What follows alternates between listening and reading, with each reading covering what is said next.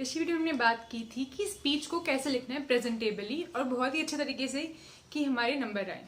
अब स्पीच की ज़रूरत हमें बहुत जगह पे पड़ती है, जैसे कि किसी गवर्नमेंट एग्जाम में अगर आप उसका सेकंड टायर दे रहे हो या सेकंड लेवल या कब भी, या फिर आपको क्लास 12th के बोर्ड्स में बहुत ज़्यादा भी ज़रूरत पड़ने वाली है, बोर्ड्स आ गए हैं एकदम। तो in either cases similar is the case for debates. तो डिबेट स्पीचेस ये ऐसे हैं जो आपको सब जगह लिखने की ज़रूरत पड़ती है और क्लास 12th के बोर्ड्स के लिए स्पेसिफिकली। तो इसमें नंबर ना पूरे लाना बिल्कुल भी मुश्किल नहीं होता। अब आपको क्या करना होता है, आपको फॉर्मेट तो फॉलो करना होता है और साथ में वर्ड्स को मैनिपुलेट करना होता है। अगर अब आपको किसी गवर्नमेंट एग्जाम में स्पीच लिखनी है तो वो 4-5 पेजेस तक जा रही है और यहाँ पे आप लिखोगे तो वो 1 या 1.5 या 2 पेज तक जाएगी, पर दोनों के सिर्फ फॉर्मेट बिल्कुल सेम होता है, सिर्फ वर्ड लिमिट का डिफरेंस होता है, पॉइंट सेम होता है, फॉर्मेट सेम होता है, कंटेंट को लिखने का तरीका सेम होता है, सब कुछ सेम होता है। तो जो मैं आपको टिप्स बता रही हूँ वो आइदर केस में फॉलो किए जा सकते हैं, तो आप दोनों केसेस में मेरे टिप्स फॉलो कर सकते हैं। और अब बात करते हैं एक टॉपिक से। तो इस वीडियो को ना एक डिफरेंट तरीके से स्टार्ट करेंगे। पहले आपको बताते हैं एक टॉपिक और आपको पता चलेगा कि डिबेट किस टॉपिक के लिए बनाया जाता है। एक ऐसा टॉपिक जो कॉन्ट्रोवर्शियल हो, जो डिबेटेबल हो, तो वैसे ही टॉपिक चूज करते हैं। जैसे कि आप ये टॉपिक ले लो, smartphones are disconnecting people instead of connecting them. ये कितनी बड़ी आयरनी है। स्मार्टफोन बनाए क्यों गए? इसलिए कि आप इजीली बात कर सको, लॉन्ग डिस्टेंस बातें आराम से हो सके। तो एक तरीके से है तो source of connectivity, source of conversation, source of communication, पर अल्टीमेटली ये कर क्या रहा है? ये आपको सिर्फ कनेक्शन का ऑप्शन नहीं और भी बहुत सारे ऑप्शन दे रहे हैं। आजकल इतने सारे ऐप्स आ गए, और always busy on your smartphone और आप रियल वर्ल्ड से थोड़ा डिस्कनेक्ट होते जा रहे हो। Most of the time you will see people, चाहे मेट्रो में हो या फिर कहीं चल रहे हो, घर में हो, you will be more busy in your phone. तो हमारी दुनिया ना आस पास से, रियल वर्ल्ड से सिमट कर छोटी होकर एक स्क्रीन पर फिक्स हो गई है। तो ये बात सही भी है and may be you stand against it. आप कहो नहीं वो तो बहुत लिंक कर रहे हो, आप उसके बहुत सारे फायदे बताओ जो कि बहुत सारे सच में हैं। आप घर बैठे बैठे कुछ भी कर सकते हो, आप कहीं भी कॉल कर सकते हो, इंटरनेशनल कॉल कर सकते हो, आप घर बैठे बैठे फेस टाइम कर सकते हो, आसपास वीडियो चैट कर सकते हो, आप वीडियो लेक्चर्स देख सकते हो, आप कुछ भी कर सकते हो घर बैठे बैठे। टिकट्स बुक करना है, सब कुछ, तो बहुत सी फैसिलिटीज भी प्रोवाइड कर रहे हैं, वो बहुत अच्छी बात है। पर जहाँ पर हम कनेक्टिंग पीपल की बात करते हैं तो यहाँ पे कहीं ना कहीं वो डिस्कनेक्शन कॉज कर रहा है, हमको रियल वर्ल्ड से और आपस के आसपास के लोगों से थोड़ा डिस्कनेक्ट कर रहा है। पहले ना लोग जब फ्री टाइम होता था तो वो फैमिली के साथ टाइम स्पेंड करते थे, बाहर बैठ के अपने दोस्तों के साथ बातें करते थे या कुछ ऐसा करते थे। पर आजकल हम क्या करते हैं, वैसे तो फ्री टाइम कभी होता ही नहीं मोबाइल की वजह से, पर कभी होता है तो क्या करते हैं, मोबाइल पे और ज़्यादा दिखाते हैं, मोबाइल खोलते हैं, कुछ करते हैं, कोई स्टैंड अप कॉमेडी देख रहे हैं, कुछ भी कर रहे हैं, पर it's always using our eyes and the screen, और बस इतना से हमारी दुनिया रह जाती है। तो ये टॉपिक ऐसा है जो डिबेटेबल है। अब इसके ऊपर आपको डिबेट लिखने को आएगा तो आप चूज कर सकते हो कि आपको फॉर लिखना है या अगेंस्ट। तो डिबेट राइटिंग में सबसे इंपॉर्टेंट पार्ट होता है चूज करना कि आपको क्या लिखना है, फॉर लिखना है या फिर अगेंस्ट लिखना है। तो this is word that you have to choose about. ये आपको यहाँ पे एक फ्री एंड दे रहा है कि आप देख लो आपको क्या लिखना है, आप इसके साथ खड़े होना चाहते हो या फिर इसके अगेंस्ट। ठीक है, अब फॉर हो या अगेंस्ट हो, आपको फॉर्मेट तो सेम फॉलो करना है जो आपको मैं बताने वाली हूँ, बस आपको फॉर और अगेंस्ट का ध्यान रखना होता है। अब आपको कैसे स्टार्ट करना होता है, मैंने स्पीच वाली वीडियो में बताया था कि स्टार्ट हमेशा एक इंट्रोडक्शन एक कोट से करना चाहिए। हेडिंग के बाद हमेशा जो फर्स्ट इंट्रोडक्टरी पैराग्राफ है उसमें अगर आप एक कोट यूज करो तो ये बहुत बेनिफिशियल होता है और बहुत अट्रैक्टिव एल्योरिंग होता है। It pulls the attention of the examiner या फिर जो भी पेपर चेक कर रहा है towards your paragraph and they will be more intrigued into it. उनका ज्यादा मन करेगा कि वो आपका पैराग्राफ पढ़े। तो ऐसा करने के लिए आपको क्या करना पड़ेगा, कोई कोट यूज करना पड़ेगा। तो मैंने इस टॉपिक से रिलेटेड एक कोट भी चूज किया है, जैसे कि जो माइकल ओबामा हैं, जो ओबामा थे प्रेसिडेंट सर हमारे, उनकी वाइफ हैं, तो उन्होंने ये कोट कहा था किसी एक डिस्कशन के दौरान कि there are sometimes you have to be quiet which means you have got to set those phones down. यानी कि जब तुम्हें क्वाइट चाहिए, शांति चाहिए, तब तुम्हें थोड़ी देर के लिए फोन को बंद करना पड़ता है। तो वो भी बता रही है कि फोन उनको किस तरीके से अशांत कर देता है, causes disturbance in their life, और वो कनेक्शन में कुछ प्रॉब्लम फील करती हैं। तो आप इससे स्टार्ट कर सकते हो किसी भी एक बंदे की लाइन से, मतलब you can use your framed poetic या लाइन या कोट, या फिर किसी और का भी, किसी और फेमस बंदे ने बोला हो या कम फेमस बंदे ने, कहीं भी आपने पढ़ा हो किसी बुक में, आप यहाँ पे कोई भी कोट या लाइन या पोएटिक लाइन या कुछ भी राइमिंग सा यूज कर सकते हो। अब आते हैं डायरेक्टली फॉर्मेट पर। तो ये मैंने आपको ऐसी पहले बिगनिंग बता दी जिससे कि आप कनेक्ट कर पाओ इसके साथ। ठीक है, अब फॉर्मेट पर आते हैं, मार्किंग स्कीम पर, और बात करते हैं कि आपको कौन कौन से इंपॉर्टेंट पॉइंट्स और वर्ड्स यूज करने हैं जैसे कि आपके नंबर आए। The format for debate is similar to that of a speech.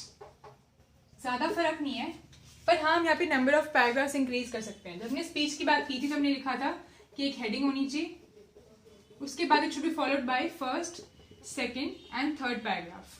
जहाँ पे हमने फर्स्ट को कहा था इंट्रोडक्शन, सेकेंड को कहा था मेन बॉडी, यहाँ पे जब हम अपने सारे मेन पॉइंट्स, इश्यूज, प्रॉब्लम सब मेंशन करेंगे, ठीक है, और ये लास्ट था कंक्लूजन। पर डिबेट के केस में आप, ये था स्पीच के केस में, डिबेट को आप एज इट इज रख सकते हो या फिर एक न्यू पैराग्राफ ऐड कर सकते हो यहाँ पर। तो आप कंक्लूजन को फोर्थ बना दो और यहाँ पे आप डाल दोगे आपके सोल्यूशंस, यानी कि जो भी आपने पॉइंट्स यहाँ पे रेस किए, जो कि इश्यूज आपको लगी, आप उसके सोल्यूशंस के लिए एक डिफरेंट पैराग्राफ बना सकते हो। और आपको ट्रिक पता ही है कि अगर हम कोई भी प्रॉब्लम, एक डिबेट या स्पीच में कोई प्रॉब्लम मेंशन कर रहे हैं, कोई इशू मेंशन कर रहे हैं, तो हमें उसका साथ में क्या बताना होता है, सोल्यूशन। ठीक है, अब मैं इसको डिटेल में डिस्कस करती हूँ। जो इंट्रोडक्शन पैराग्राफ है, सबसे बड़ा पैराग्राफ होगा हमारा ये मेन बॉडी वाला, ये होगा सबसे बड़ा। तो वर्ड लिमिट का ध्यान रखते हुए आपको इसको सबसे बड़ा रखना है। उसके बाद वर्ड लिमिट हमेशा हर क्वेश्चन में मेंशन होती है, वहाँ पे लिखा होगा right a debate in not more than 500 words या 400 या जितना भी क्वेश्चन चाहता है। अब इंट्रोडक्शन में क्या होता है, introduction is suppose to be the smallest, सबसे छोटा। इसमें आपको क्या क्या कवर करना है, एक तो आपको एक कोट से स्टार्ट करना है, जैसे मैंने आपको अभी थोड़ी देर पहले एक कोट का एग्जांपल दिया, एक कोट से स्टार्ट करना है। सेकेंडली जो आपको इसमें कवर करना है वो है अपना नाम, सैल्यूटेशन, अपनी इंट्रोडक्शन कैसे आपको करनी है, ठीक है। बेशक आप ऐसे लिखो कि good morning and welcoming the audience and ये सब, या फिर आप ऐसे स्टार्ट कर सकते हो कि आई, जैसे मेरा नाम इशिका है तो I Ishika, I am here to draw your attention towards the topic, और जो भी आपका टॉपिक है, ठीक है, तो आप ऐसे स्टार्ट कर सकते हो। और उस बस इतने में हमारी इंट्रो पार्ट खत्म। आपने बताया एक कोट और साथ में आपने बताया अपनी introduction along with the topic.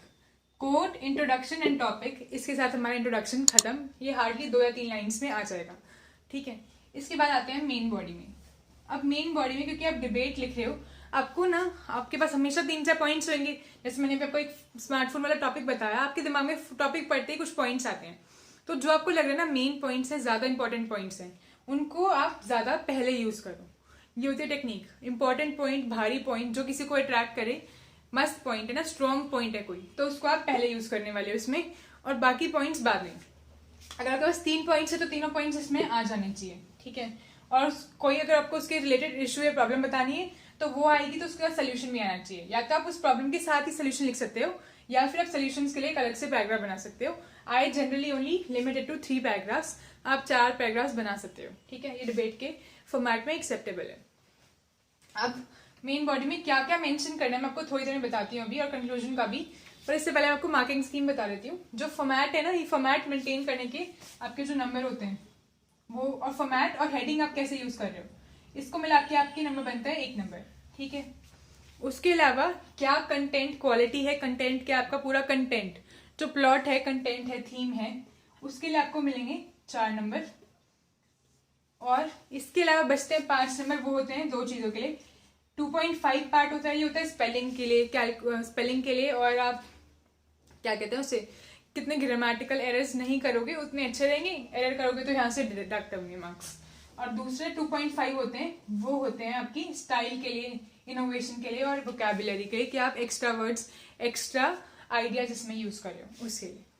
तो इस हिसाब से कुछ मार्क्स का डिस्ट्रीब्यूशन होता है। ये जो मैं मार्किंग स्कीम बता रही हूँ ये स्पेसिफिकली बोर्ड के लिए, जो गवर्नमेंट एग्जाम में यहाँ पे हमेशा मार्किंग स्कीम वैरी करती है, तो हम सिर्फ बोर्ड की मार्किंग स्कीम की बात करें, पर format is same for those appearing for the government exam as well, ठीक है। अब बात करते हैं कि मेन बॉडी और कंक्लूजन में क्या अच्छे वर्ड्स और कंटेक्स्ट का यूज करना है जिससे कि नंबर बिल्कुल पूरे हैं। देखते हैं। तो अब बात करते हैं कि एक्चुअली कंटेंट में क्या कवर करना है। अब कंटेंट के एग्जैक्ट पॉइंट से पहले आपको मैं कुछ वर्ड्स बताना चाहती हूँ। इनको हम स्मार्ट वर्ड्स या फिर ट्रांजिशन वर्ड्स कहते हैं, जो एक आइडिया से दूसरे आइडिया पे जब हम जाते हैं उसके बीच के ट्रांजिशन को कवर करने के लिए होता है, ताकि वो एब्रप्ट न लगे कि हम एकदम से ये बात कह रहे थे अब एकदम से इस पे क्या आ गए। तो इस वर्ड्स के लिए हम ये यूज करते हैं, जैसे कि thus, because, but, however, to put briefly, ये तो कंक्लूजन में यूज करोगे आप। इवन मोर, ये वाली बात भी कहना चाहता हूँ। At first, firstly, secondly, as a consequence, in spite of, for a start, in nutshell. तो ये सब बातें ना, इन्हीं को हम ट्रांजिशन वर्ड्स कहते हैं, और इनसे सेंटेंस भारी बनता है, उसमें वेट आता है, सेंटेंस अच्छा सा बनता है। और दूसरी बात, ये ना एब्रप्ट नहीं रखते सेंटेंस को, एक सेंटेंस से दूसरे सेंटेंस में जाने में आसानी होती है, और ये बहुत ही अच्छे लगते हैं, इससे सेंटेंस फ्रेमिंग अच्छी रहती है। तो इन वर्ड्स को यूज करो, इससे नंबर आते हैं। तो एक सबसे इंपॉर्टेंट टिप तो हमारे पास यही है, ठीक है, सबसे इंपॉर्टेंट कि इन वर्ड्स को यूज करो। सेकंड टिप है, अब हम बात करते हैं कि सेकंड पैराग्राफ में हमें क्या क्या कवर करना है। तो उसमें आपको क्या क्या कवर करना है, पहली बात तो आपको सारे इंपॉर्टेंट पॉइंट्स कवर करने हैं, और आपको मैंने बताया है कि जो पॉइंट आपको लगता है ज्यादा स्ट्रॉन्ग है उसको आप पहले यूज करो। तो स्ट्रॉन्ग पॉइंट्स फर्स्ट, इस बात को आपने याद रखना है कि स्ट्रॉन्ग पॉइंट्स को आपने पहले यूज करना है और बाकी पॉइंट्स फॉलो करना है, यानी कि छोड़ दो, बाकी पॉइंट्स बाद में आप फॉलो करो। दूसरी बात, always start with a transition word. चलो इसे पहली बात ही लगा के चलो कि आपको हमेशा फर्स्ट सेकंड पैराग्राफ स्टार्ट ही ट्रांजिशन वर्ड से करना है। यूज एनी ऑफ दीज, या फिर बहुत सारे होते हैं, वैसे आपको एग्जांपल देने के लिए था कि आपको पता चल रहा है कि ट्रांजिशन वर्ड्स होते क्या हैं, ये टाइप के जो वर्ड्स होते हैं। तो अपने हिसाब से कोई भी ट्रांजिशन वर्ड से स्टार्ट करो, बहुत अच्छी बात होगी। Use strong points first and then followed by the remaining points जो भी आपके हैं, फॉलोड बाय रिमेनिंग पॉइंट्स, जो भी आपके पॉइंट्स बचे हुए हैं वो सब, ठीक है। उसके अलावा आपको इसमें क्या करना है, कुछ फैक्ट्स यूज करना है। अगर आपको इस टॉपिक से रिलेटेड कोई फैक्ट्स पता है कि रिसेंट कोई सर्वे हुआ है या वो सब, तो वो यूज करो। वरना क्योंकि आप इंग्लिश में लिख रहे हो, अगर आप गवर्नमेंट एग्जाम में लिख रहे हो तो अगर आपको रिसेंट कोई फैक्ट्स पता है तभी आप इसमें लिख सकते हो, ठीक है। पर अगर आप इंग्लिश में लिख रहे हो तो आपके पास बहुत अच्छी एक फ्रीडम होती है, उसे कहते हैं फिक्शन, या फिर आप कह सकते हो फैंसी, या कुछ भी बनाना, एक बहुत अच्छी फ्रीडम होती है। वहां पे आपको कुछ भी रियल लाइफ में लिखना ही नहीं होता है, आपको कोई भी रियल स्कूल का नाम, रियल वगैरह चीजें नहीं लिखनी है, अपने स्कूल का नाम नहीं लिखना होता, अपना नाम नहीं लिखना होता, तो आप प्रेफरेबली कुछ भी लिख सकते हो, हेवन स्ट्रीट या कुछ भी बनाओ। तो अगर आप गवर्नमेंट में हो तो आप फैक्ट स्टेट करो, या गवर्नमेंट में नहीं हो, कोई और एग्जाम दे रहे हो, बोर्ड का एग्जाम दे रहे हो, तो आपको क्या स्टेट करना है, यहाँ पे कुछ एनालिटिक्स स्टेट करनी है। एनालिटिक्स मतलब कोई भी सर्वे बना लो, जैसे कि आप कहो कि recent survey was conducted in the nearby state according to which 70% of people ने ये सब किया, ठीक है। या फिर 7 out of 10 people use smartphone for 7 hours in a day, ऐसा कुछ।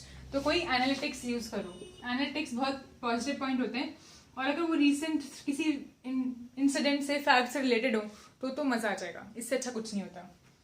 उसके बाद आपको बताया था कि प्रॉब्लम विद अ सोल्यूशन, आप सोल्यूशन भी आप अलग पैराग्राफ बना सकते हो, आई प्रेफर कि प्रॉब्लम के साथ ही आप सोल्यूशन लिख दो। तो आप कोई इशू रेज कर रहे हो कि हाँ स्मार्टफोन अच्छा नहीं है, आप दूसरी साइड अगेंस्ट हो, या फिर उस टॉपिक के साथ हो कि स्मार्टफोन हाँ डिस्कनेक्ट करते हैं लोगों को, तो आप इस टॉपिक के फॉर हो कि डिस्कनेक्ट करते हैं, तो आप बताओगे कि ये इशू वर्ड्स क्या क्रिएट कर रहे हैं, कैसे क्रिएट हो रहा है, और उसका सोल्यूशन बताओगे कि अगर हम स्मार्टफोन को इन काम के लिए यूज करना बंद कर दें, उसका यूज थोड़ा लिमिट कर दें, तो उसका जो पॉजिटिव पार्ट है वो रह जाएगा, और ये जो हमें इतना डिस्कनेक्ट करने वाला पार्ट ठीक हो जाएगा। तो कुछ ना कुछ सोल्यूशन बताओ, आपके दिमाग में कोई भी सोल्यूशन हो सकता है, कोई भी सोल्यूशन बताओ, तो यहाँ पे आप वो कवर कर रहे हो। तो बस इन सब पॉइंट्स को मिला के क्या बनता है हमारा मेन पैराग्राफ, और ये अच्छे खासी लेंथ का हो जाता है, ठीक है। उसके बाद आता है हमारा फाइनल कंक्लूजन। कंक्लूजन आपको कैसे करना है, आपको बताना है लास्ट में कि in nutshell I would like to say that smartphones have caused a great effect on our lives, but this effect can be limited to the positive part if you all make an effort. ऐसा कुछ भी, मतलब कुछ भी 2 या 3 line में आप कुछ अच्छी सी एंडिंग कर दो, आपको पता होना चाहिए आपको क्या एंड करना है, आपने जो पैराग्राफ में लिखा है उसके हिसाब से एंडिंग होनी चाहिए, ठीक है। और उसके लिए भी, इस पैराग्राफ के लिए भी आपको स्टार्ट करने के लिए कोई ट्रांजिशन वर्ड यूज करना है, as a consequence, as a result, therefore, at the end, या फिर एट लास्ट, कुछ भी, या फिर एट लास्ट, या फिर इन द लीस्ट, कुछ भी आप कहो यहाँ पे यूज करो, और जिससे आप बताओ कि आप सेंटेंस से पैराग्राफ खत्म करना चाहते हैं। और यहाँ पे ना एकदम एब्रप्ट एंडिंग मत करना। कभी कभी हमें क्या लगता है, हम एकदम से ना वर्ड्स काउंट करते हैं और देखते हैं अरे यार वर्ड से ज्यादा हो गए, छोड़ दिया, यहीं पर नंबर कटेंगे। आपको लग रहा है वर्ड ज्यादा हो गए तो अपनी लाइन है ना 1-2 लाइन में अपना पैराग्राफ खत्म करो, ऐसे लगना चाहिए कि आपने खत्म किया इज्जत से, ऐसे नहीं कि आप छोड़ के चले गए। और ऐसा, और दूसरी बात कि जो वर्ड लिमिट है ना उसको एक्सीड नहीं करना है, तो वर्ड लिमिट का भी ध्यान रखना है। अगर आपकी क्रिएटिव राइटिंग ज्यादा अच्छी नहीं है तो शायद आपकी वर्ड लिमिट पूरी हो जाए, मेहरबानी है। पर अगर आपकी अच्छी है तो हो सकता है कि आप फीलिंग में बह जाओ, जैसे कि मैं हमेशा करती थी और वर्ड लिमिट एक्सीड कर जाती थी। तो ऐसा बिल्कुल मत करना, वर्ड लिमिट एक्सीड नहीं करनी है, वर्ड लिमिट का ख्याल रखना है। अदरवाइज आप जितने मर्जी क्वालिटी का पैराग्राफ लिख लो या स्पीच या डिबेट लिख लो, उसमें कई नंबर कट जाएंगे। तो हम किसके लिए एम कर रहे हैं, 10 नंबर का है, ये भी डिबेट भी, स्पीच भी 10 की थी, तो आपको 9.5 या 10 बस ये एम करना है 10 में से। और एक 0.5 तो फिर बस किस्मत से कट सकते हैं, तो उसको भी आप 9 कटवाओ तो अच्छी बात है। अगर आप ये सारे पॉइंट्स का ख्याल रखोगे तो लगा लो कि 10 ही आ रहे हैं आपके। इंग्लिश में नंबर लाना आसान होता है, और क्योंकि आप बोर्ड की तैयारी कर रहे हो तो बोर्ड की तैयारी में क्या है सबसे ज़्यादा स्कोरिंग सब्जेक्ट इंग्लिश बन जाता है। इसमें आप इजीली 95 अबव स्कोर कर सकते हो। तो स्कोर करो ना, इससे रिजल्ट आपका अच्छा रहेगा।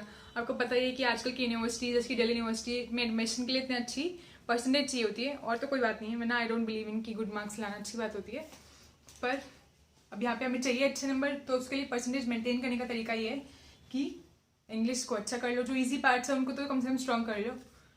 और in case you are preparing for government exam, तो उसमें तो इंग्लिश हमेशा उसके लिए भी सेम है कि इंग्लिश एक आसान पार्ट है। आपने फर्स्ट लेवल क्लियर कर लिया जिसमें आपने क्वांटिटेटिव, रीजनिंग, एप्टीट्यूड, इन सब चीज़ों का सामना किया। अब सेकंड में सिर्फ इंग्लिश है जो आपने स्कूल टाइम से प्रिपेयर कर रखी है, तो उसमें तो आप आराम से कर ही सकते हो। उसमें आपकी वो बहुत सारी general knowledge along with English की नॉलेज चेक करते हैं। तो आपकी जनरल नॉलेज अच्छी है, आपको बात फ्रेम करना आता है, देखते हैं कि आप कैसे फैक्ट्स को कनेक्ट करते हो, कनेक्टिविटी कैसे दे रहे हो आप, ये सब चेक करते हैं।